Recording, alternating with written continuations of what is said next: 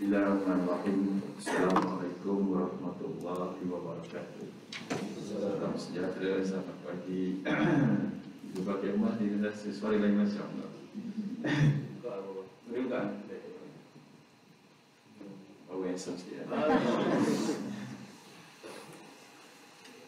Alhamdulillah, bersyukur kita kehadirat Allah Subhanahu wa Ta'ala. Dan dengan limpah kurnia serta izin ini dapat kita bersama-sama pada pagi ini dalam satu majlis hilang gemilang, majlis perhimpunan bahagian pengurusan sumber manusia bilangan 2 tahun 2020 dan pelajaran bulan kebangsaan peringkat PBSM 2020. Bulan 8, tapi kita hanya upaya untuk mengadakan majlis ini 2 kali ya. Kita faham dalam keadaan kita berdepan dengan kemelut wabak COVID-19 ini, ada beberapa kebiasaan kita perlu ubah sesuai ya. Tapi ia tidak menghalang untuk kita terus berkarya, produktif dan mengamalkan kualiti dalam kerja ya. Memang terdapat pengecualian tertentu yang kerajaan telah benarkan, tapi saya percaya dan saya berharap supaya pengecualian ini tidak sedikit pun menjejaskan kualiti serta produktiviti kita. Saya dimaklumkan rata-rata di mana-mana kementerian pun bilangan kehadiran pegawai di jabatan ataupun di pejabat adalah lingkungan pada fasa awal 30%, kemudian meningkat ke 60% dari semasa ke semasa. Tapi berdasarkan pada survei kita, masa itu saya berada di kementerian lain, kita mendapati walaupun kehadirannya 30 hingga 60%, tapi dia punya produktivitinya kekal 100%. Itu tahniahlah kepada kementerian-kementerian, termasuklah kementerian pendidikan ini. Saya bukan bercakap berdasarkan pada hearsay, tapi berdasarkan pada kajian oleh pihak tertentu, termasuklah DJP. Maknanya, kalau apa pun berlaku, pandemik yang kita tepani selama ini, ia tidak menjejaskan sedikit pun dari segi produktiviti. Dengan adanya satunya komitmen komitmen padu daripada semua warga. Yang kedua, teknologi. Teknologi yang ada membantu banyak membantu. Kalau dahulu kita tak pernah terfikir pun untuk kerja dari rumah, tapi dengan adanya cabaran-cabaran yang kita depan ini, kita mampu untuk boleh utilize, menggembeling semua sumber-sumber yang kita ada.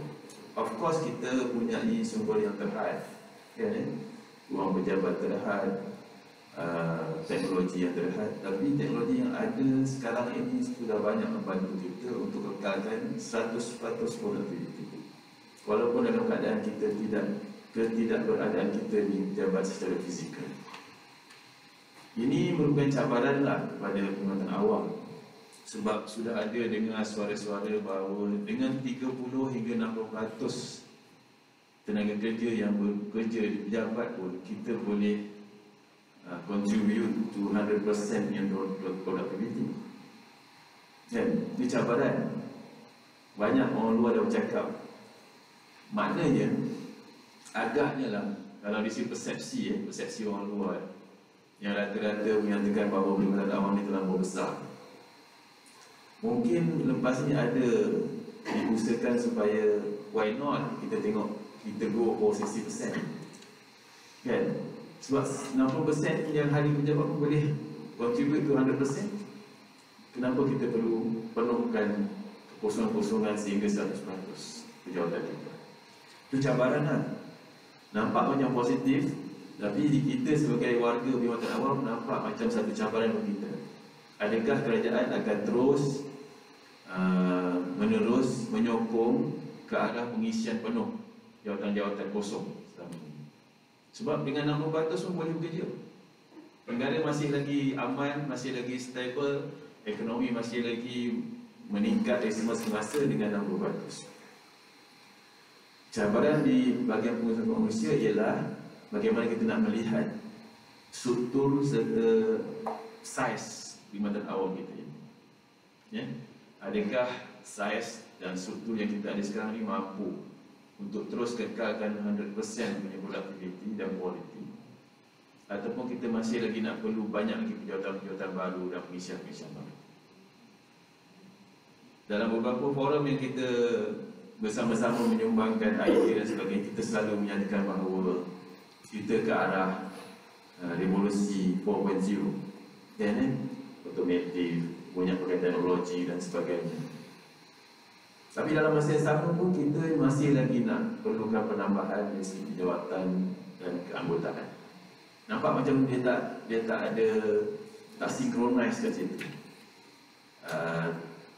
Kos kita libatkan untuk beli teknologi, beli peralatan dan sebagainya, dengan justifikasi bahawa dengan adanya teknologi ini kita dapat mengurangkan kita punya manpower. Tapi dalam masa yang sama, kita masih lagi nak minta pejawasan-pejawasan baru. Setiap kali ada satu-satu entiti baru dibuka, kita perlukan pejawasan baru. Itu norma yang kita ada sebelum ini. Bila ada satu tugasan baru, kita perlu orang baru. Bila dibangunkan satu entiti baru, organisasi baru, kita perlu orang baru. Itu norma yang kita ada sebelum-sebelum. Tapi dengan kejadian COVID-19 ini, kita telah buktikan bahawa dengan tidak ada strength penuh pun, kita masih mampu untuk sumbangkan 100% produktiviti. Kita fahamlah, walaupun tak hadir di jabat, tapi mereka buat kerja di rumah, kita faham. Tapi of course lah, kalau buat kerja kat rumah itu memang bukan 8/5 lah. Saya tak tahulah, mungkin ada di kalangan tuan-tuan yang duduk kat rumah ni, DDR ni, bekerja dari rumah ni, memang daripada pagi dah log in, duduk kat atas meja dengan PC dan sebagainya, duduk dapur lagi. Saya dapur lagi pukul 8 sampai setengah, terus duduk sampai pukul 1 baru pergi berehat, minum dan sebagainya. Kemudian pukul 2 masuk balik, duduk kat pejabat, mereka duduk kat meja makan kita tu, sambung dengan kerja. Saya rasa ada lah kot, tapi percentage dia mungkin kurang lah. Maknanya dalam keadaan kita kurang itu pun kita boleh produce, kita boleh contribute untuk kita punya kerja dalam kerja sehari kita tanpa adjustment kita reform. Maknanya mungkin lepas ni kita akan lihat balik, sekarang ada teknologi, kemudahan dan sebagainya, kita kena tengok balik dari segi keperluan untuk dari segi manpower lah. Jadi lepas ni kalau ada pejawasan, ada agensi memohon jawatan, kita akan tengok yang selama 3-4 bulan berada di rumah tu masih lagi boleh bekerja, kenapa perlu ada pejawasan tambahan dan sebagainya. Kita akan tengok lagi. Mungkin redeployment kan, nak diatur semula penempatan dan sebagainya, tempat yang tak terlampau kritikal, kita tengok balik dan sebagainya. Semalam pun dah ada keputusan daripada top management secara prinsipnya bahawa kita perlu gerakkan, kita perlu mobilize, kita perlu relocate, kita perlu redeploy pegawai-pegawai kita ni mengikut keperluan sebenar, bukan mengikut pejawatan sebenar. Memanglah pejawatan itu diminta pada tahun 2019, kepada ketika itu relevan pada ketika itu. Tapi bila keadaan menjadi bertambah baik dari segi teknologi dan sebagainya, sebab itu kita lihat balik. Ada bahagian-bahagian yang mungkin terlebih dari segi manpower. Ada bahagian-bahagian yang dahulu masa 2019 tak diambil kira. Contohnya ada satu-satu agensi itu yang dahulunya, yang sekarang ni fokus kepada STP, teknologi pendidikan. Sebab bila banyak bekerja di rumah online dan sebagainya, teknologi itu diguna pakai pendidikan. Jadi perlu ramai di situ untuk hasilkan siri-siri televisyen pendidikan dan sebagainya. Perlu ada manpower. Tapi dalam masa yang sama, mungkin keperluan-keperluan di tempat-tempat lain perlu dilihat semula. So di situlah penjajaran-penjajaran yang kita perlu buat. Saya rasa kita perlu bergerak seiring dengan situasi lah. Ada beberapa perkara yang perlu saya sampaikan di sini berikutan daripada perubahan-perubahan semasa dan senario serta sosial, serta ekonomi negara yang perlu saya tekankan. Pertama sekali saya dah sebut tadi tentang norm, perubahan dari segi ke arah norma baru, norma baru serta kebiasaan baru. Dia tak boleh lagi bergerak dalam keadaan seperti mana sebelum-sebelum ni lah. Dan kita dah buktikan pun dalam norm baru kita boleh tak ada masalah. Mungkin dalam fasa-fasa pertama kita ada masalah sedikit lah, nak adjust tentu, nak sesuaikan dengan keadaan dan sebagainya. Tapi lambat laun, lama kelamaan, dari sedikit semasa ke semasa, dia dah in place dah berada dalam kita punya keadaan sebenar, dan dah tak anggap sebagai satu norma baru pun, dah jadi macam norma biasa. So kita tak anggap, kita tak rasa janggal bila berjumpa dengan kawan-kawan kita yang kan, kalau dulu kalau ada orang kemah kita lari lah kan, kita rasa macam apa pasal ni kan, melompak ke kan, menyamun ke, nak tutup identiti ke dan sebagainya. Tapi sekarang bila jumpa rakan-rakan kita kat mana-mana pakai mask, satu yang biasa, dah tak jadi satu yang luar biasa. Yang kita kata norma baru tu dah tak jadi macam norma baru, dah jadi norm semasa.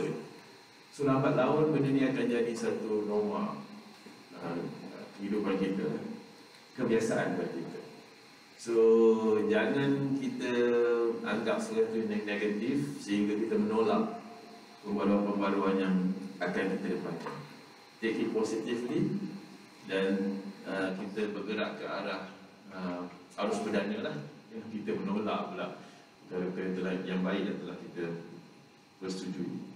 Of course, semua dasar-dasar prosedur SOP yang telah diperkenalkan oleh kerajaan ini telah melalui berbagai proses penyelidikan, research, kajian, pandangan, sama ada pandangan berbentuk ilmiah, profesional, termasuklah pandangan-pandangan berbentuk masyarakat dan sebagainya. Telah diambil kira semua. So of course, kalau mula-mula kita rasa macam risau juga kan, tak boleh pergi masjid, berjemaah dan sebagainya, tak boleh rapatkan saf kan. Sekarang bilang tak sebutlah rapatkan saf kan. Bila sebut rapatkan saf kita rasa apa ni, takkan rapat-rapat kan. Benda tu dah dibincangkan di peringkat yang lebih arif. Kita sebagai orang biasa ni kita patuh ikut dengan pandangan bahawa, dengan anggapan bahawa semua dulu telah diselesaikan di peringkat atas ini. Budaya kerja kita telah berubah dan kita tak ada ruang untuk mengatakan tidak kepada norma baru ataupun kebiasaan baru dalam kita punya kehidupan, termasuklah kerja-kerja sehari kita di kementerian ini. Cabaran kita saya dah sebut tadi tentang saiz lah So kita kena terima hakikat lah. Mungkin masa kita mula-mula masuk ke kementerian ini, ramai yang kata BBSM ni quite big in term of size and numbers. Banyak. Ada lebih kurang berapa? Ada 200 lebih? 300 sebab apa sekitar. Bahagian pengurusan sumber manusia kementerian ini ada 350 lah lebih kurang penjawatan Ini saya tak tahu berapa, mungkin 10% kosong biasa lah kawan. Kebaliknya kementerian-kementerian lain, kementerian saya dulu cuma ada 80 orang. 80 orang saja dengan 10 agensi di bawah. 10 agensi. Agensi pula agensi yang so-called yang besar-besar lah. Polis Diraja Malaysia, Angkatan apa itu, APMN, Rela, Angkatan Negara, Immigration dan sebagainya. Semua agensi-agensi yang so-called besar-besar. Tapi bahagian pengurusan manusia cuma ada 80 pejawatan, 85 pejawatan. Tapi kaedahnya biasa. Di sini centralized. Kalau di sana di kementerian saya lama tu dia decentralized. Maknanya masing-masing agensi ada dia punya SM masing-masing. So di kementerian kita cuma jadi kawal selia, dasar dan kelarasan saja. Kalau di sini saya tengok kita bermula daripada zero lah, kita buat semua sekali. Sebab ada satu agensi jadi yang boleh kita consider sebagai satu agensi.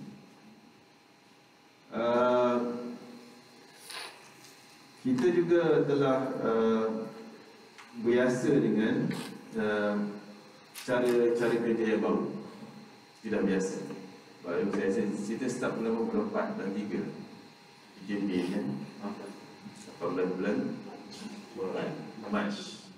Maknanya dalam lingkungan 5 bulan kita dah mula biasa dengan keadaan ini. Bukan satu yang janggal lah, kita dah biasa dengan kaedah. Saya harap kita teruskan dengan kebiasaan baru dan jangan terlampau stagnan sangat, sebab benda ni buat masa ni inilah yang baru. Tapi kita kena terima hakikat akan datang ada lagi yang baru-baru sesuai dengan pendekatan Kaizen kita, iaitu sentiasa menambahkan berterusan, Kaizen dalam bahasa Jepun. Semalam dalam perhimpunan bulanan Kementerian, Yang Berhormat Menteri Kanan menekankan tentang 3 perkara besar sesuai dengan Kementerian kita, Kementerian Pendidikan, KPM. K pertama itu ialah quality. So Menteri minta supaya kita berpegang kepada quality, tidak ada kompromi tentang quality. Quality ni bukan bermaksud yang besar-besar saja sehingga ke yang sekecil-kecilnya quality. Termasuklah dari segi penulisan, hasil kerja kita dan sebagainya. Pastikan quality itu berada di tahap yang paling tinggi. Itu pesanan daripada Menteri sebagai orang nombor 1 dalam Menteri ini, sesuai dengan huruf K ke depan, KPM, quality. Yang kedua ialah P. P itu merujuk kepada productivity. Yang saya sebut tadi banyak pasal productivity. Saya nak kaitkan dengan apa yang Menteri sebut semalam lah.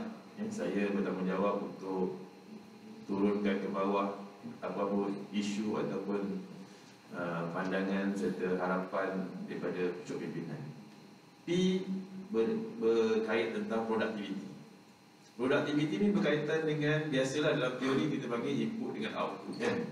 Berapa banyak input, berapa banyak output. Kalau inputnya lebih kecil daripada outputnya, kita produktif lah. Faham tak? Kalau kita keluarkan kos itu RM5, tapi kita dapat produce RM15, kita produktif. Macam ini sekarang lah pagi ni kan, kita laburkan 2 jam bayaran upah tuan-tuan berada di sini, kan? Sepatutnya tuan-tuan boleh contribute kepada 4 jam punya productivity. Sepatutnya lepas hasil daripada perhimpunan ini sepatutnya berlaku lonjakan dari segi productivity. Tapi kalau habis 2 jam ini masih sama juga, mana kita punya input kita punya cost kita yang kita laburkan di sini 2 jam ini kali dengan berapa 50 orang yang hadir, produk dia punya outputnya hanya berbentuk mungkin setengah jam, kita tak produktif. Itu maksudnya yang paling simple lah productivity. Maknanya kita kena pastikan satunya quality, kena quality tinggi, yang kedua kena produktif. Produktif mudah aja kalau tuan-tuan boleh upaya untuk panjangkan mesej, panjangkan pesanan ini kepada anak-anak buah tuan-tuan, tuan-tuan multiply lah.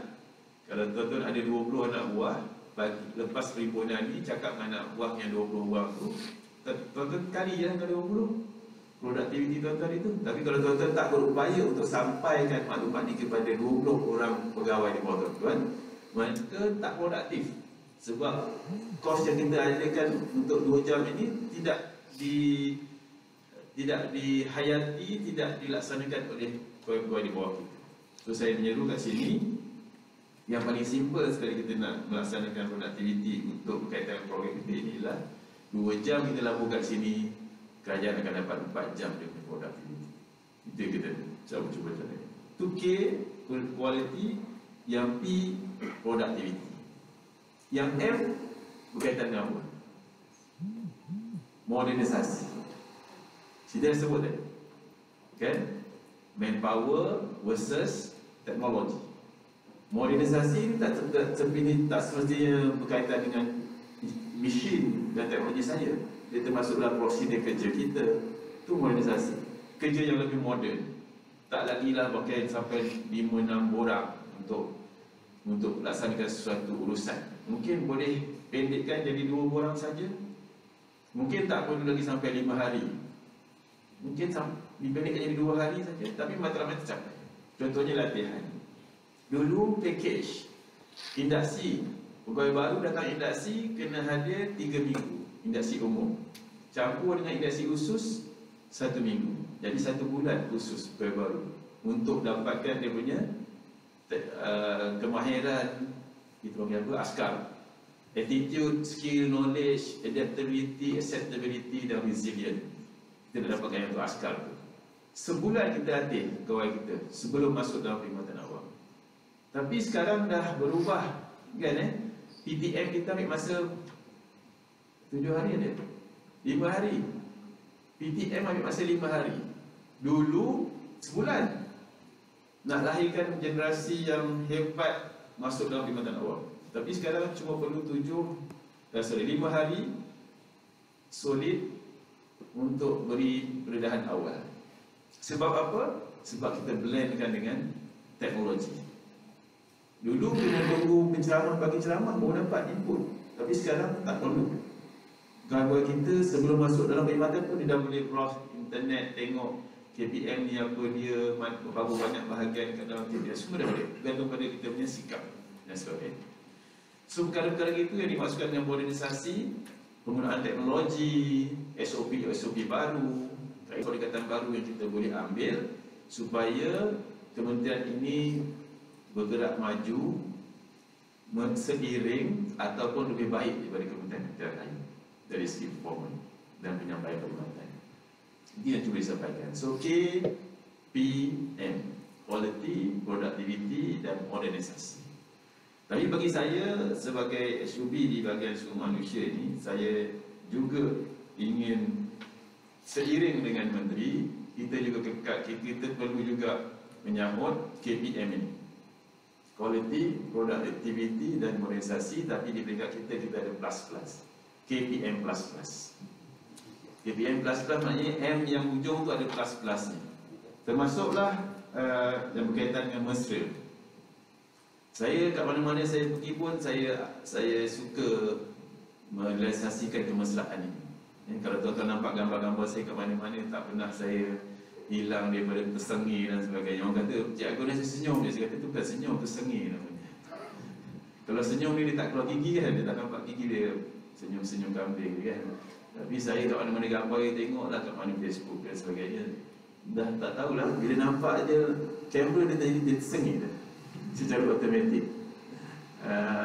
Bukan kerana lahirnya begitu, tapi pasal muka tak handsome, jadi kena sengih sikit supaya nampak lebih mesra kan.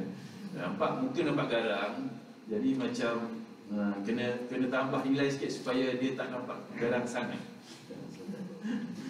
Sebab ramai orang takutkan saya. Dia kata saya tak nak masuk bilik saya sebab takut, sebab saya nampak garang, serius dan sebagainya. Jadi saya terpaksa kosmetik sana sikit supaya nampak lebih mesra alam dan sebagainya. Mesra ni bukan sepatutnya dengan kita, hubungan antara kita dengan kita, tak. Mesra itu masuklah kita punya kerja kita. Mesra mesra maknanya senang.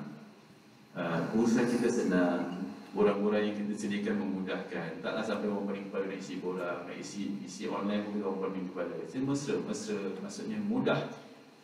Mesra pengguna dan sebagainya. M yang seterusnya adalah muafakat. Kerja ni macam mana pun, kat mana-mana pun semua sama je, susah, berat, tension dan sebagainya. Tapi yang menguatkan kita adalah muafakat. Baik itu kat mana-mana saya pergi, saya selalu terapkan tentang kita, KITA. Kebersamaan ini tiada akhirnya. Kita, KITA. So lepas ni bolehlah tuan-tuan saya bahasakan kalau sesuai, untuk kongsikan dengan anak buah kita. Kalau macam mana kita pergi pun, kat mana shot kita pergi pun, kita cakap kita, bukan saya. Selalu kita dengar saya dah buat ni, saya dah buat tu, saya dah macam-macam lah. Tapi elok as a warga dalam bahagian kita kata kami ataupun kita telah buat ni, kita telah buat tu dan sebagainya. Sebab kita itu besar dalam ni maksudnya. KITA, kebersamaan ini tiada akhirnya. Kita buat sama-sama. Kalau berjaya, kejayaan kita bersama. Kalau silap kita bersama. Jangan kata saya dah suruh anak buah saya buat ni, dia tak buat, bukan salah saya, itu salah anak buah saya. No. Saya prinsip saya mudah aja. Kalau apa-apa berlaku, saya tak ambil tanggungjawab.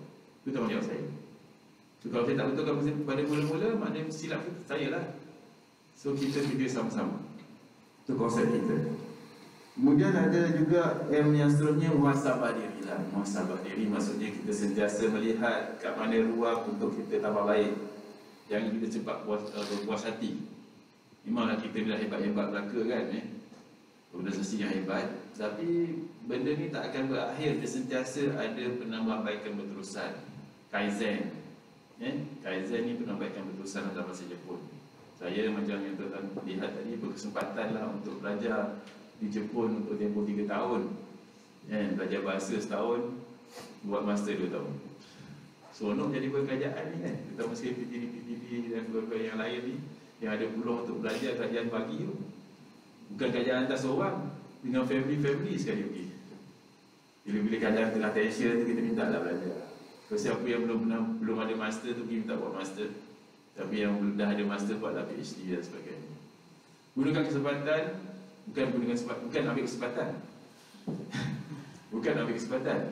Dan bukan juga ambil mana sempat. Tapi kita gunakan kesempatan. Kerajaan dah bagi peluang, kita ambil peluang. Itu yang belajar. Tak maksud benda lain. Yang pergi haji pun kerajaan bagi peluang kemudahan pergi haji dan sebagainya, ada cuti dan sebagainya. Yang nak aktif dalam sukan, NGO dan sebagainya, ada kemudahan-kemudahan. So gunakan kesempatan. Jangan ambil kesempatan. Gunakan kesempatan yang boleh. Muhasabah diri. Dan yang antara yang akhirnya ialah muzakarah. Walau apapun berlaku sekecil mana pun kita bincang, buat bincang. Jangan kita buat keputusan sendiri-sendiri. Saya pun sebagai sub, saya cuba elakkan menyatakan sesuatu yang dari dalam diri saya. Saya lebih suka tanya. Based on maklumat-maklumat kita buat keputusan secara bersama. Walaupun kita ada pengalaman kat luar, di tempat-tempat lain, tapi bukan semestinya apa yang berada di luar itu lebih baik daripada apa yang di dalam. So kita cuba blend pengalaman-pengalaman itu. Kita juga telah diberi kemudahan, pelbagai kemudahan, termasuklah kemudahan-kemudahan untuk bekerja dari rumah. Bagi mereka yang ada masalah besar, bukan masalah kecil, masalah besar. Terutama sekali yang 3 kumpulan yang diberi keutamaan. Pertama, mereka yang ada anak kecil bawah 12 tahun yang masih bersekolah, yang sekolahnya masih belum dibuka secara penuh. Kita tak tahu sekarang sekolah dah buka penuh ke belum, tapi ada setengah-setengah, contohnya Taska, Tadika tu masih dibuka secara giliran. Ada kelas yang datang dulu, besok kelas lain dan sebagainya.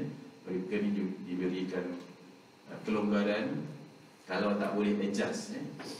Tapi seeloknya adjust lah, suami isi gilir dan sebagainya. Yang kedua, ada yang terlibat dengan anak OKU, pelayan upaya ini, anak istimewa ini juga diberikan kelonggaran.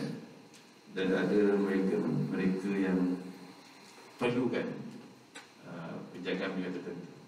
Tapi ini bukan satu lesen untuk tuan-tuan secara automatik dapat bekerja dari rumah. Bukan lesen mudah. Dia perlu ada kelulusan kebenaran daripada ketua jawatan. Kena minta jawatan. Kalau ketua jawatan boleh bantu dari segi nak adjust, sila adjust dahulu. BDR ni akhir lah. Langkah terakhir lah. Kalau tak boleh buat apa, okeylah BDR. Itu pun BDR bukan saja-saja duduk rumah masak tak jadi, semua tu tak jadi. Bukan. Silap kita tu lah dulu masa kita buat PDR, masing-masing upload gambar masak tu, masak ni. Jadi persepsi masyarakat kat luar, kerajaan tak kerja duduk rumah masak aja. Sampai jadi chef, siap buat bisnes pun secara online. Silap kita terlampau eager sangat, tak pernah dapat kan. Tak pernah dapat duduk rumah. Sekali dapat duduk rumah, macam-macam benda nak upload. Masak lah, tanam pokok lah, hidroponik lah, macam-macam. Tunjuk pada semua orang. Jadi orang luar, kawan-kawan kita yang swasta tu, yang terpaksa bekerja, kalau tak ada kerja tak ada gaji, rasa macam, alamak, kerajaan duduk rumah 3 bulan tak buat kerja apa. Jadi jangan sampai peluang itu disalahgunakan. Jangan sampai ambil kesempatan ataupun ambil yang mana sempat. Tapi gunakan peluang ini untuk kita tambah baik kita punya perkhidmatan. Walaupun kita tak ada di pejabat untuk tempoh yang lama, saya harap ruang-ruang pejabat kita dilihat secara lebih menyeluruh supaya ia berbentuk kondusif dengan environment sekarang, terutama sekali dari segi kebersihan dan kesihatan. Saya tengok beberapa kementerian yang saya dah pernah pergi tu, tak tahu kementerian kesihatan pun, tapi kementerian lain nampak macam longgar sangat dari segi keselamatan dengan kesihatan waktu-waktu COVID. Saya tengok kadang-kadang ada kat bawah tu orang ambil temperature, kadang-kadang tak ada. Kadang-kadang orang pakai mask bagi masuk, ada orang tak pakai mask pun bagi masuk juga. Bawa datang pun ada juga, saya tengok anak kecil yang sensitif dengan virus dan sebagainya. Ada juga, ada keperluan lah, tapi kena ada tata cara. Saya tak tahu sama ada kita punya pekerja-pekerja pembersihan ini disaring ke tidak dari segi kebersihan dan kesihatan tiap pagi datang, sebab kita tahulah mereka ni duduk dalam kelompok-kelompok so-called luar negara kan. Kita ni sekarang berdepan dengan isu-isu pandemik yang datang daripada luar negara. Dalam negara ni dah kurang sikit, kecuali baru-baru ni lah. Kita risau juga bila mereka balik ke penempatan-penempatan mereka di, tak tahulah, di rumah-rumah sewa mereka tu. Penjagaan sosial, saya tak percaya lah penjagaan sosial dari kat rumah. Kalau mereka ada family yang bekerja di kawasan-kawasan pembinaan, family yang bekerja dekat bahagian benda yang begitu sensitif kan. Contohnya ada yang klinik-klinik kita yang bekerja dekat hospital ni, klinik-klinik ni memang tempat-tempat yang kita rasa macam sangat sensitif dengan virus-virus ni lah. Situ tempat perempuan. So kalau adalah keluarga mereka ni bersama-sama duduk dalam satu rumah yang sama, kita risau ya. Kita jaga kita kan.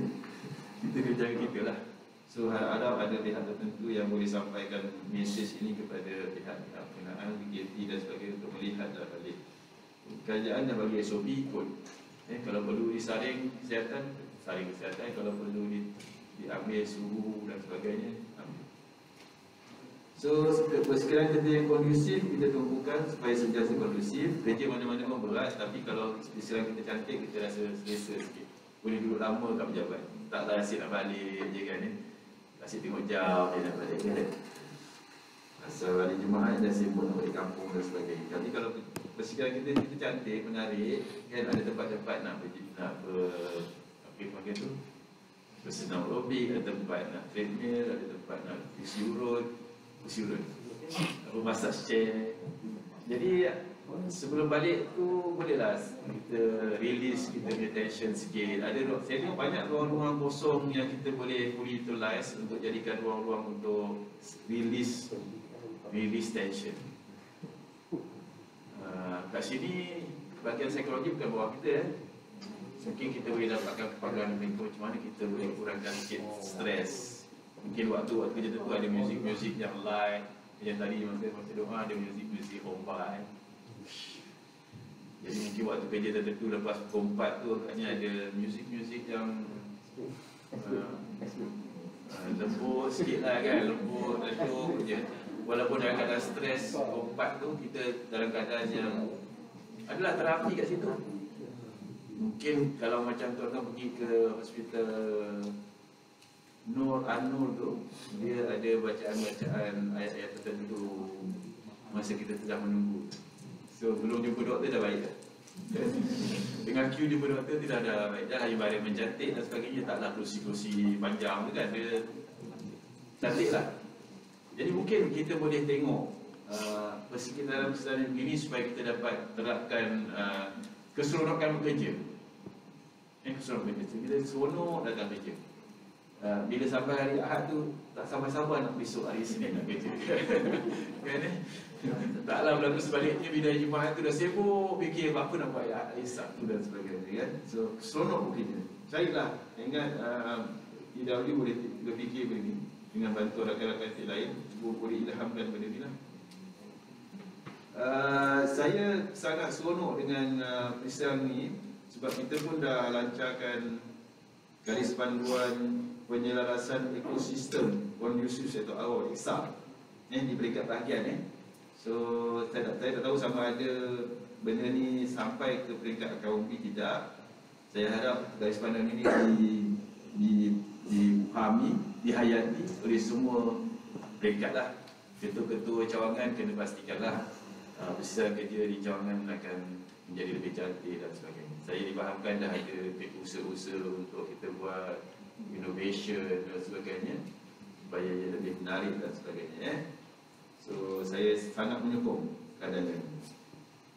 Saya harap dengan semua komitmen, dengan semua bantuan, dengan semua kita buat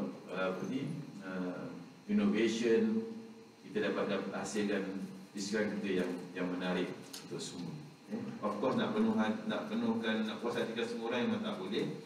Saya harap sedikit-sedikit akan membantulah merebutkan sedikit tekanan tuan-tuan dan pekerja di pejabat dan sebagainya. Sebenarnya dengan sambutan 31 Ogos ini, 50 tahun sambutan Menteri Negara sekali, saya ingin menjuru sukadara sekali. Saya ingin menjuru supaya kita menghayati tema Hari Kebangsaan kita pada tahun ini, iaitu Malaysia Prihatin. Antara aspirasi yang cuba disampaikan melalui tema ini ialah yang berkaitan dengan bagaimana kita rakyat Malaysia berganding bahu tanpa mengira latar belakang kaum, latar belakang etnik, latar belakang pekerjaan, latar belakang umur dan sebagainya, untuk sama-sama menghadapi serta memerangi gejala-gejala yang akan kita depani lah. Yang baru ni COVID-19 lah, akan datang kita tak tahu, mudah-mudahan tak berlaku lah kan. Mudah-mudahan tak adalah berlaku perkara yang buruk-buruk. Tapi kalau berlaku, inilah tema yang kita nak tekankan, iaitu Malaysia Prihatin, kita jaga kita, ya. Kemudian selain daripada sambutan Hari Kemerdekaan yang kita akan sambut pada 31 Ogos ini, sambutan bulan kemerdekaan ini juga agak unik, istimewa, ya. Istimewa dan unik sebab kita menyambutnya secara yang lebih tersusun dan berhikmah, dan kita bersekalikan dengan sambutan 50 tahun Rukun Negara bagi tunjang kepada rakyat. Dulu Rukun Negara ini diilhamkan selepas berlakunya peristiwa 13 Mei 1969, betul ? Masa itulah kita ilhamkan Rukun Negara supaya semua rakyat, regardless apa dia punya race, apa dia punya etnisiti, berpegang bersatu je, iaitu Rukun Negara.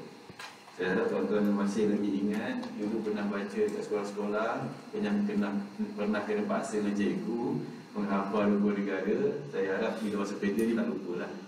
Bukan sahaja hafal dari kata-katanya, tapi juga dapat menghayati apa setiap prinsip yang kita pertahankan. Tadi pun dah dibaca tentang Rukun Negara.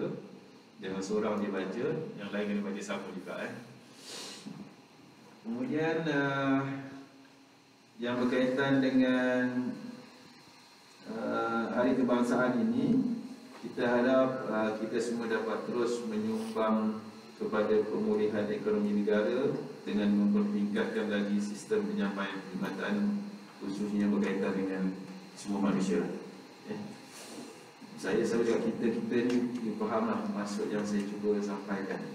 Saya tak berniat untuk celoteh panjang pada pagi ini, sebab ini kali pertama saya bersama-sama. Saya lebih suka dalam kumpulan-kumpulan kecil yang saya boleh berkongsi pengalaman, terutama sekali pengalaman saya di negara Jepun 3 tahun kat sana. Masa saya begitu, memang dia punya konsep ialah dasar pandang ke timur, bagaimana kita nak meniru amalan-amalan baik, bukan amalan semua orang timur, tak, amalan-amalan baik di masyarakat timur, bagaimana kita berkongsikan. Saya harap semua kemudahan yang kerajaan beri, semua perks yang kita perolehi, kita dapat jelmakan dalam bentuk kita beri komitmen serta penyampaian perkhidmatan kita. Walaupun bagaimanapun kerja kuat macam biasa, tapi kita kena ada keseimbangan dari segi kerja dengan kita punya life, work-life balance. Seimbangkan antara kerja dengan kehidupan kita. Untuk tujuan itu saya suka tuan-tuan tengok satu artikel yang antaranya bercakap tentang bola kaca, bola getah. Bola kaca, bola getah. Maknanya kita nak seimbangkan antara bola kaca dengan bola getah. Bola getah ni apa? Bola getah ni kerja kita, pangkat, gaji, apa lagi? Kejaya, pelajaran kita itu bola getah. Bola getah ni kalau kita drop dekat lantai, dia akan melantun balik. You boleh ambil balik bola. Dan dia dalam bentuk yang masih bentuk bola getah. Bola kaca ni apa? Bola kaca ni family, kesihatan, hubungan baik dengan jiran, hubungan baik dengan masyarakat. Itu bola kaca. Once dia drop, dia takkan mantul balik, malah dia akan berderai. You boleh sambung balik kaca-kaca itu, tapi dia takkan dalam bentuk yang macam asal. Simple. Bola kaca, bola getah. Dalam kita nak mengejar kejayaan, dalam usaha kita nak mengejar gaji kita dan sebagainya, pakat kita jangan lupa bola kaca kita. Jangan sampai kita mengabaikan bola kaca. Anak terbiar, bini dia terbiar, suami terbiar, family terbiar, jiran-jiran tersisih, dan sebagainya. So kita kena seimbangkanlah bola kaca, bola getah. Of course, dalam keadaan tertentu, kadang-kadang bola getah kita tu dah jadi macam hampir-hampir bola kaca. Hampir-hampir. So kalau dalam keadaan itu, tuan-tuan kena pandai-pandailah letakkan bola kaca tuan-tuan betul-betul. Tinggalkan sekejap, saya tinggal sekejap, nanti saya datang balik ambil bola kaca tu. Dalam keadaan tertentu. Tapi harap-harap tak berlaku. Akhir sekali saya ingin mengucapkan syabas, tahniah kepada semua pihak yang telah berusaha menjayakan majlis pagi-pagi ini.